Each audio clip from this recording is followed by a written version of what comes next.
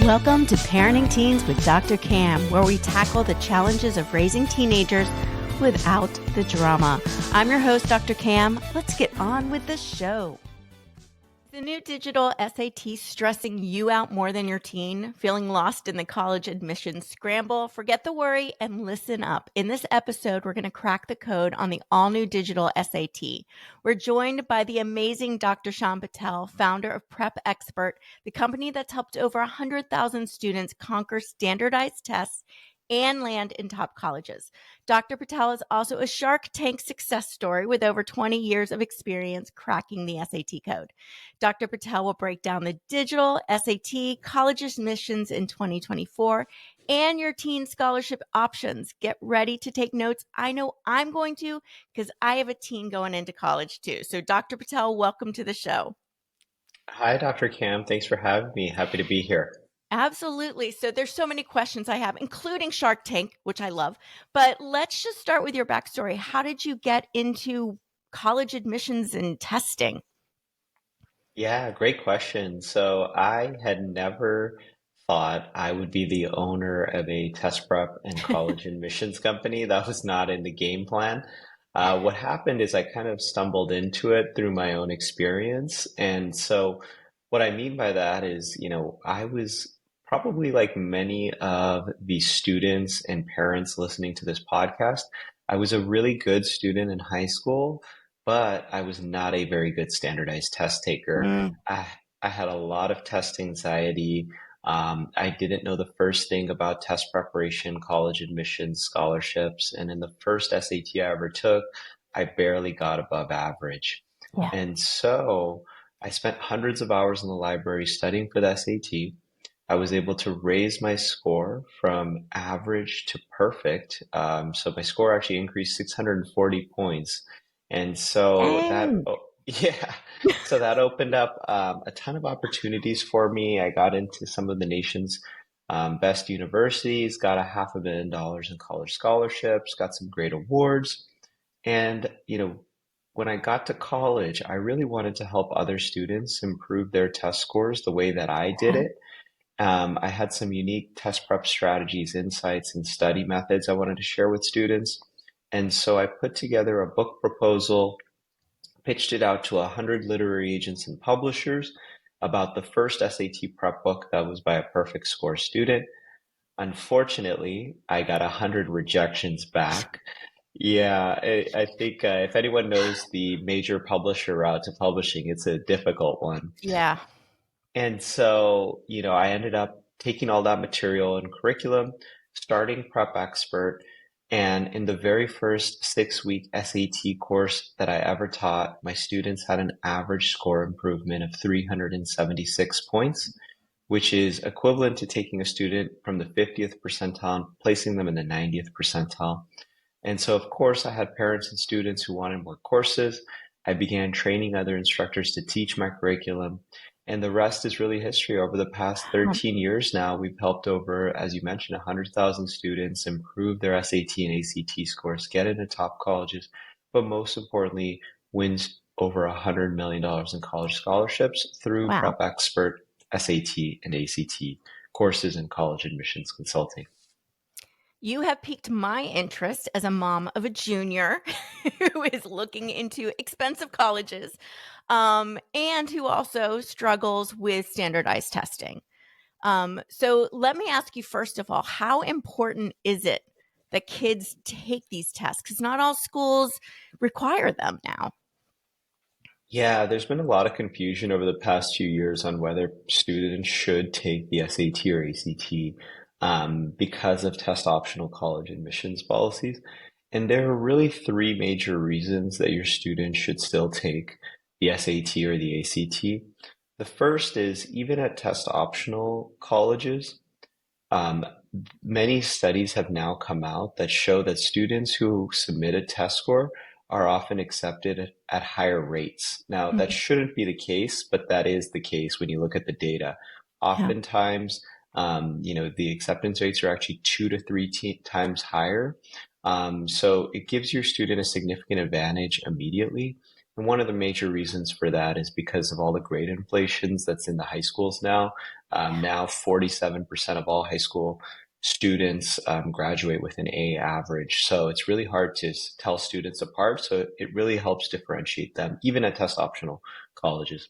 The second reason is there are over $7 billion in merit-based scholarships awarded annually. Mhm. And a lot of times, many of those scholarships do consider test scores in who they select to give half tuition, full tuition scholarships, not only from the universities, but also from private companies like Coca-Cola, Toyota, McDonald's, etc. So if you want to be eligible for academic and merit scholarships, huge reason to take the SAT or ACT.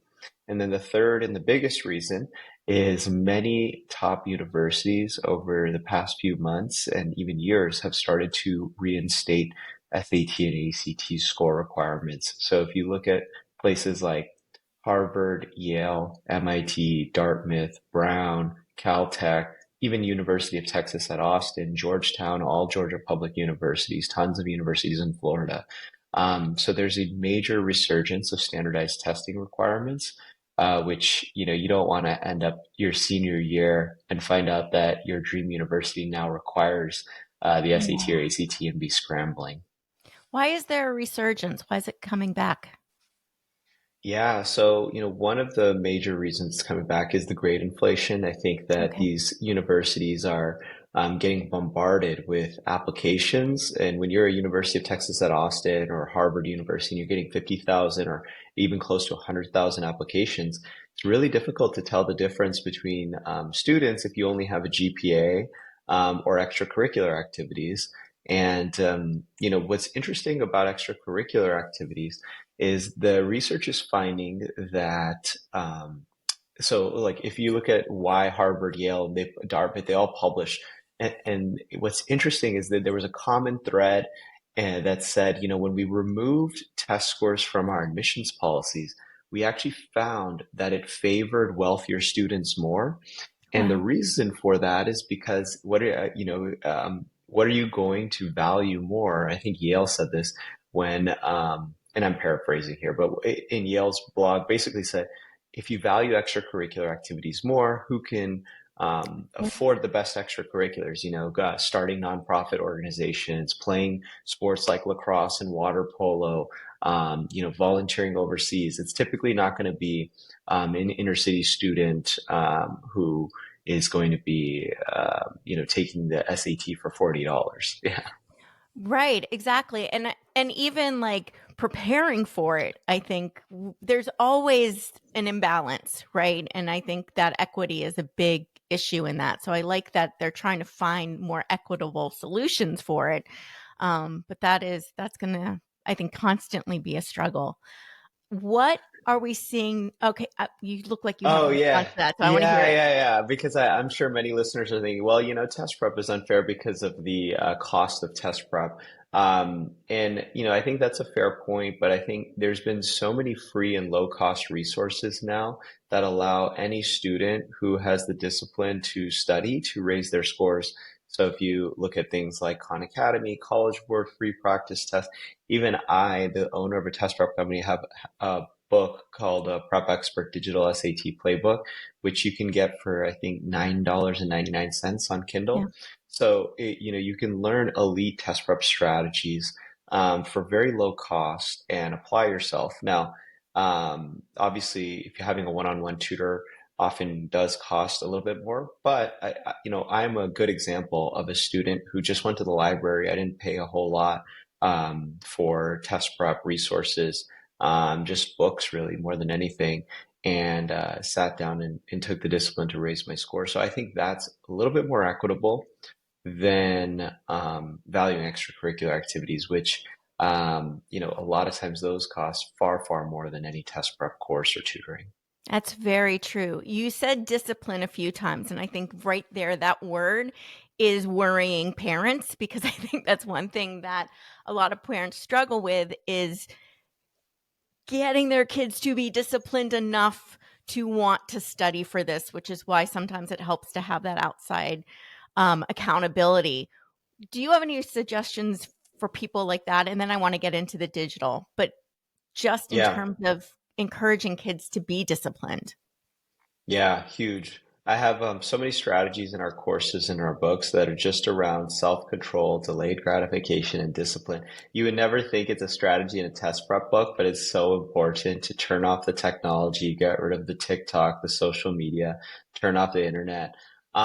Super important. And I think that, what's interesting is, people will say, well, SAT prep or test preparation doesn't prepare you for life. But if you think about it, the actual preparation or studying for any exam, whether it's the SAT or ACT, requires you to get rid of the distractions, not go on social media, sit down, focus, and study, have a lot of self-control, delay gratification, fail, and then improve from your failures. I mean, those are all great life skills, right? If you think Yeah. about what is important in terms of being successful in the workplace. So I really try to help students understand that we're going from test prep to life prep. And what you're doing now for the SAT may not be applicable to your particular career, but it'll help you build success habits, all of the ones we just kind of discussed. Yeah, those are huge.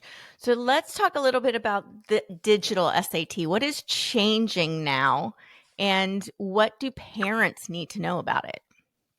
Yeah, so there's a monumental change to the SAT in 2024. So in the first time in almost 100 years, the SAT has gone from a paper-based exam to a digital exam.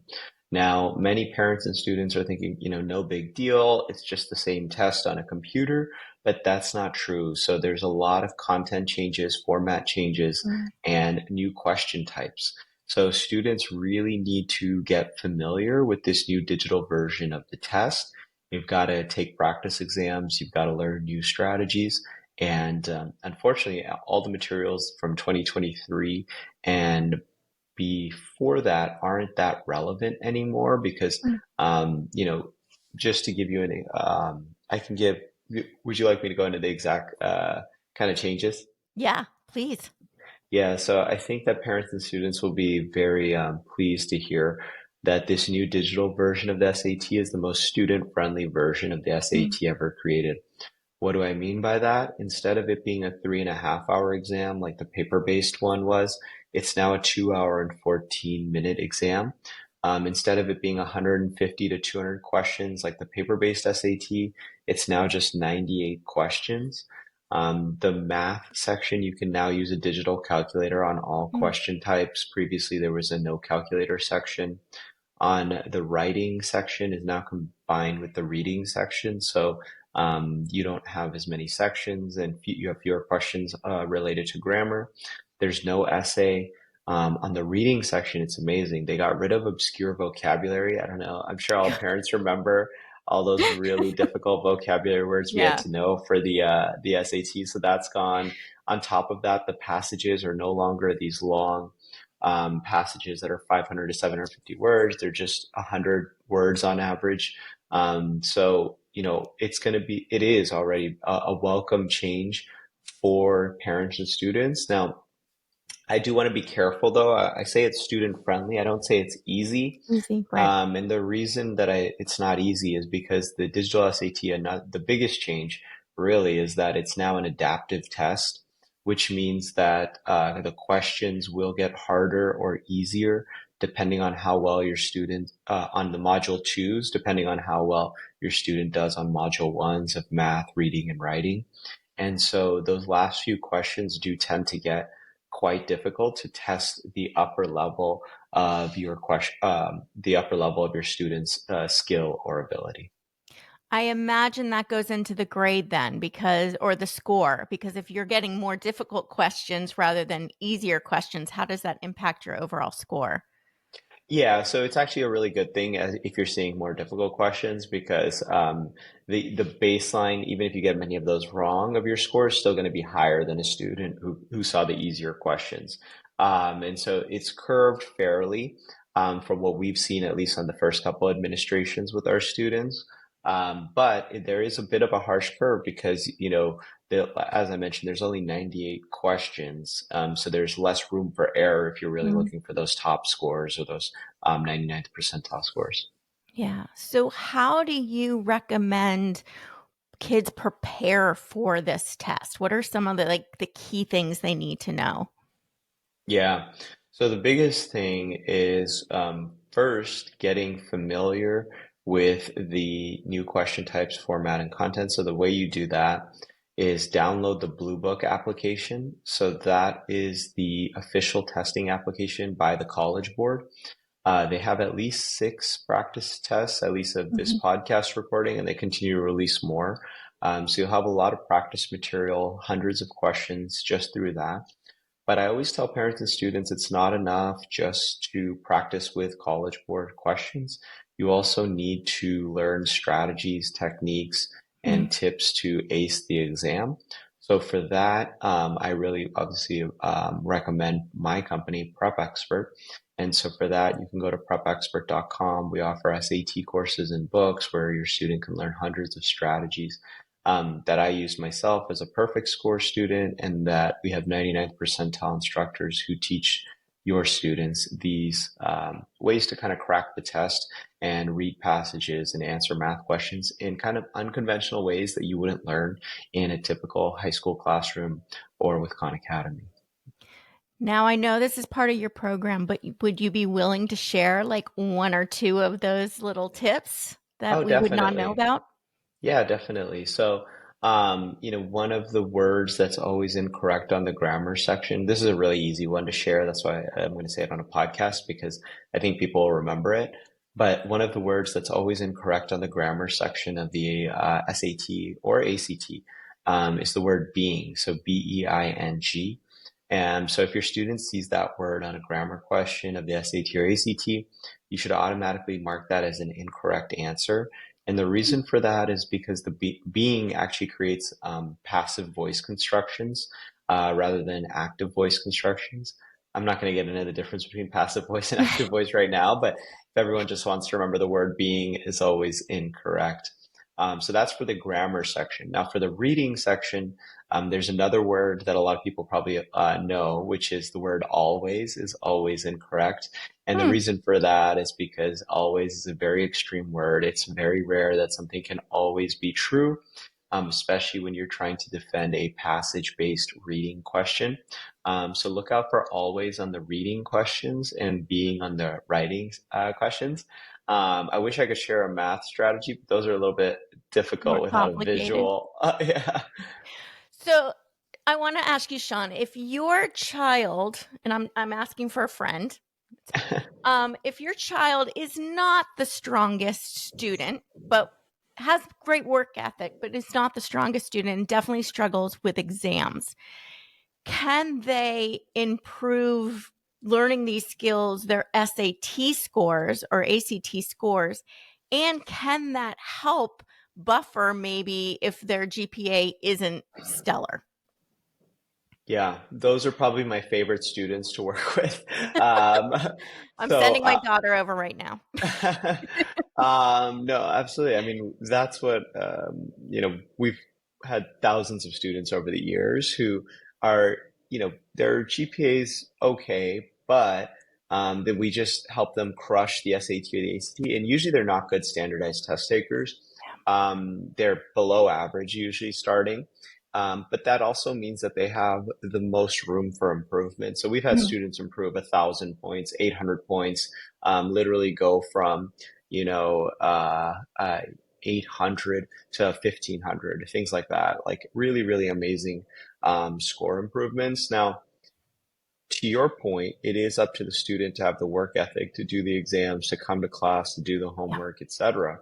But if they put in the work ethic and the effort, typically we see, I don't want to say typical 700, 800 point improvement. Typical is 200 point improvement. But Okay. when you do start out below average, you do see those larger score improvements. 200 point is more when you're starting, in the 1,200, 1,300 range already. Right. And then when they're doing this, I think the other thing I see a lot is even when kids are good at standardized testing, test anxiety is very prevalent from what I've seen. How do you address, can you give us some tips on how to address that? Yeah. So, I mean, one of the biggest ways to reduce test anxiety is just the preparation itself, which is why we have students take a full length exam every single week in our courses, whether it's a 6 week course or 8 week course on the weekends, because they really need to get used to that stamina of taking, a 2.5 hour exam now. They need to get used to what questions they're going to see at what point in the test, how long their breaks Mm, are. That reduces a lot of the test anxiety just with the preparation. But on test day, a couple things that, especially if parents and students listening have an upcoming test, a couple things that you want to make sure that your student does. One is don't have any caffeine, so no coffee, no tea, no Red Bulls in the morning. I made that mistake the first time I took the SAT. That's why I only scored around average. My heart was totally racing. It really messes with mm, your circadian rhythm, especially as a high school teenager. I know adults were kind of used to it, but as a teenager, I would try to avoid all those um, kind of stimulants to stay calm. And then the other big thing that really helps our students and has helped me when I got a perfect score is to let go of the outcome of the test.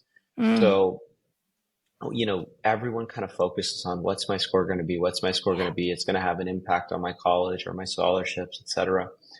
But a better way to approach it on test day is let me focus on one question at a time. I Mm, don't need to worry about what my score is going to be. I'm just going to try to answer this one question that's in front of me on this screen to the best of my ability. And if you approach it in that way, what we find is a lot of the stress kind of melts away because it's no longer this big, scary test that is going to be tied to your college or your scholarships. And then on top of that, I think the benefit for students is most colleges accept score choice. So they're probably not going to see your score if it's not good because you don't have to submit it. mm. So it takes a lot of the pressure off that way too. I love that tip for pretty much everything. Hmm. Like anything in life, because I think I see this, and with I think this is a great tip for parents that when their kids are stressing out about anything, take it one step at a time and just that one thing instead of looking at the big task and the overwhelm. Yeah, yeah, it definitely applies to all of life. So, what else do we need to know as parents about the SAT? And you talk about scholarships too. How can we use this information to help us with the scholarships? Yeah, so a couple of big things. So for parents who have younger students who are listening, so eighth graders, ninth graders, 10th graders, and rising 11th graders, one of the exams that gets lost in a lot of this is the PSAT, the Mm, preliminary SAT. The reason the PSAT is so important is it's also known as the NMSQT, which stands for National Merit Scholarship Qualifying Test. So what this means is that if your student scores well on the PSAT, they will qualify for the National Merit Scholarship. Now, the big deal about National Merit is there are over 100 colleges and universities across the nation that will give you a half tuition or full tuition scholarship worth $100,000 or more if you're national merit. And the reason they do that is they're trying to recruit national merit students to their university. mm, So, I know everyone's going to ask, well, how high does my student need to score on the PSAT in order to qualify for national merit? Well, the answer to that is it depends upon the state in which you live. So mm, national merit cutoff scores depend on how well students in your state perform on the PSAT in your particular year. And, for more academically competitive states like Massachusetts, you may need to score like a 1460 out of 1520. For less academically competitive states like Montana, you may only need to score like a 1300 out of 1520 for the PSAT. But the reason I bring this up is because the PSAT can only be taken one time.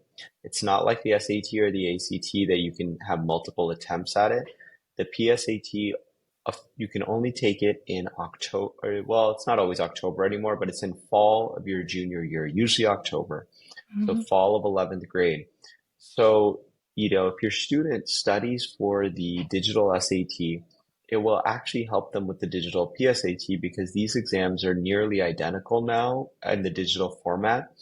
Just the PSAT has easier question types. So I always encourage parents and students get started with your digital SAT prep earlier, ninth, 10th grade, so that by October of 11th grade, they're ready to crush that PSAT.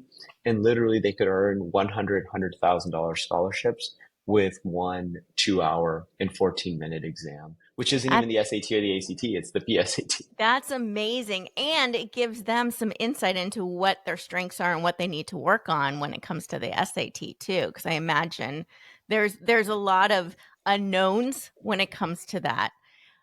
Yeah, it's a great way to get a baseline. Mhm. One of the things too, it sounds like it's intelligence and knowing and academics, but it also sounds like a big piece of this, and I'm not sure if you know but a big piece of it is knowing how to take the test.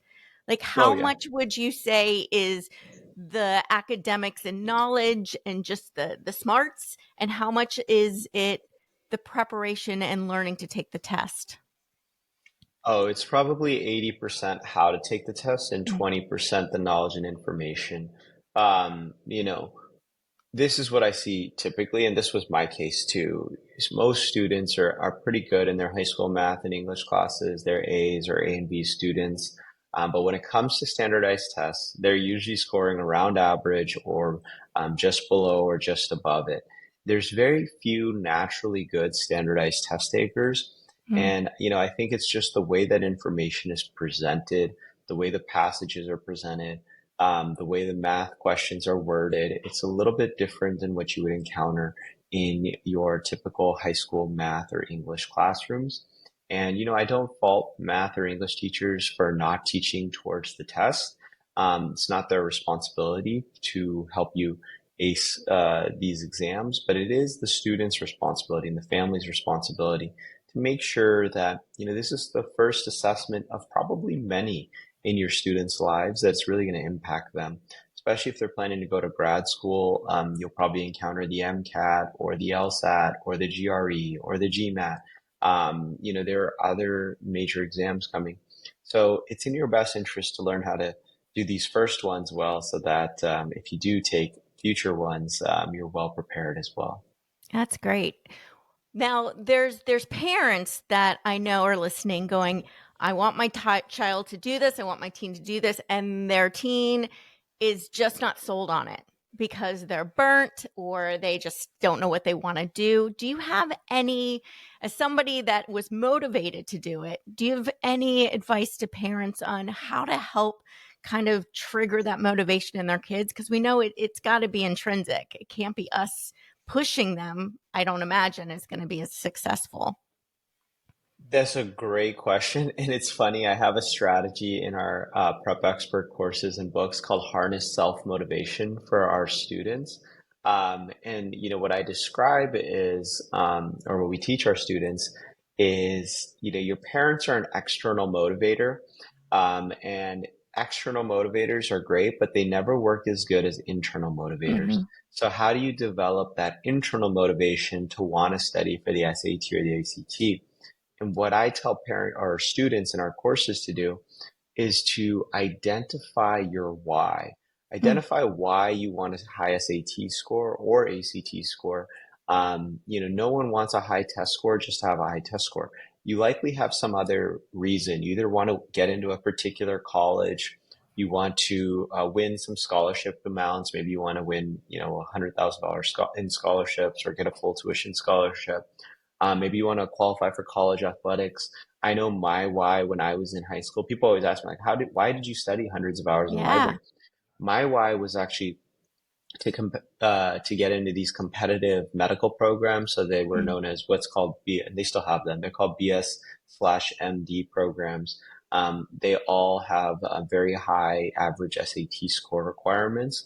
And so that was my why in terms of like why I needed to get a high SAT score, and really gave me that motivation to put in those extra hours of effort when I didn't really want to.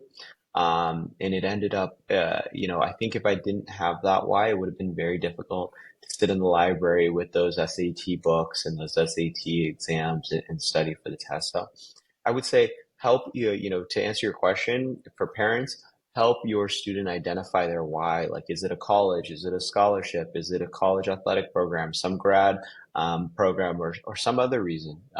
There's a million reasons that of doors that could unlock for your student. You just have to help them identify it. I think what's really key there too is it's your why, the teen's why, not the parent's why. And I think sometimes we get very caught up in our whys because they're very clear to us. But when we miss our teen and what is important to them, or we try to talk them into having something different important to them that we want to be important to them, we don't tap into that motivation. So I think that's so important to just understand their motivation. And I know with my teenager, she has this big passion, but she started going to school and she found a school she absolutely loves.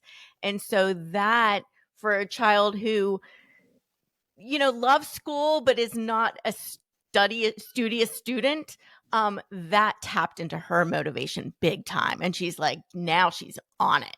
And because she envisions herself there and she wants to be there. And now she's like, what do I need to get there? And it is amazing how much just fire that put under her to be able to tap into that.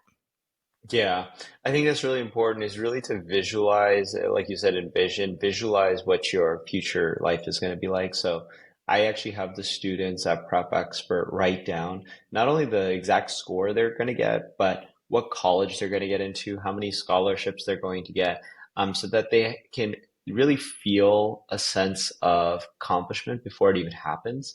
And a lot of times they do end up achieving those goals, which is great. That is incredible. What have I not asked that I should have asked that parents need to know? Oh, I'd say, one other major thing, I don't want parents of, 11th and 12th graders who like the PSATs already passed to feel bummed out about scholarships. There are literally billions of dollars in additional Mm. scholarships you can win.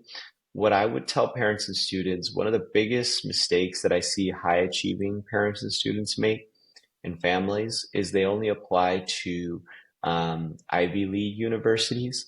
And the reason I say that's a mistake is, while, these are great institutions, the problem is they don't offer any merit-based financial aid. So Mm. that means that if you don't qualify for a need-based financial aid as a family, you will, they'll expect you to pay, the tuition costs are now 70. They seem like they're always going up 70, Oh, $80,000 a year, right? crazy. Yeah. With no financial help. And so there are literally, if you just look right under the Ivy League universities, which are like, if you look in the top 20, top 50 universities, almost all of those universities will offer merit-based financial aid, so half tuition, full tuition scholarships, and many times you don't even need to apply separately. It's just if you have a great student with great grades, test scores, extracurriculars, they will say, here's a half tuition, here's a full tuition scholarship to encourage you to come here. Yeah. And so I would definitely broaden the number of colleges you apply to and apply to colleges that you see are giving away, 100 full tuition or 100 or 50 half tuition scholarships because your student has a high likelihood if they're high achieving of, oftentimes getting those offers. And that can make, a huge difference in not having to go into student debt or take out large loans. That's really good advice because I know that the student debt, college loans is something that's really crippling the generations that are just coming out of college. And so that is something to definitely avoid at all costs, literally. Right? Yes. Yeah, yeah. I mean, student debt's near 2 trillion. Average cost of college is like 200,000. I mentioned at the beginning of this show that's probably the most important thing to me now with test scores. I know everyone kind of equates SAT and ACT to college admissions, but I think the bigger way that we help students is actually helping them reduce their cost of college. My favorite part is when a student or a parent emails us and says, we just got a full tuition scholarship worth $250,000, or we just got a scholarship worth 100,000. Those are my favorite because I just know we really completely impacted and changed their lives at Prep Expert. So I'm actually on a $1 billion scholarship mission. So I know over the last 10 years, we've helped students at Prep Expert win $100 million in college scholarships. But over the next 10 years, I want to 10x that effort, really help students win those scholarships so that they don't have to go into what we were just talking about, those large student loan debts. And so I used to be an advocate of, just go to the best university you can, but now I'm more of an advocate of go to the most cost-effective university because I think it's really important to still go to college, but not, spiral into never-ending student debt because of it. Yeah, I love that. I think that is really, really important advice. How do people, again, and I know you said this earlier in the show, but how can people find you and work with you? Yeah, so for parents who have teenagers, which is probably a lot of people who watch this podcast or Pretty much listen to this everyone listening, podcast. right? Yeah, so if you have a eighth grader, ninth grader, 10th grader, 11th grader, or even a 12th grader, you can find our SAT courses, our ACT courses. They're fully online, so anyone in the United States can take them. We also have one-on-one tutoring and college admissions consulting. You can find all of that at prepexpert.com. So that's spelled PREPEXPERT.com. You can also find our books, our courses, consulting, all of that. And so, yeah, I'm really excited to work with a lot of families listening. I teach some courses myself. Hopefully some of you guys will be in some of your students will be in my digital SAT or ACT courses. And we hope to help a lot of you guys win a lot of scholarships too. I love it. You'll be hearing from me, that's for sure. Thank you so much for being on the show. I really appreciate it, Dr. Patel. Yeah, thanks, Dr. Cam. This was a great conversation. And that's a wrap. Thank you for tuning in to today's episode of Parenting Teens with Dr. Cam. Don't forget to hit follow so you don't miss a single episode, and share the love by passing this on to a friend. Until next time, keep making a positive impact in your teen's life.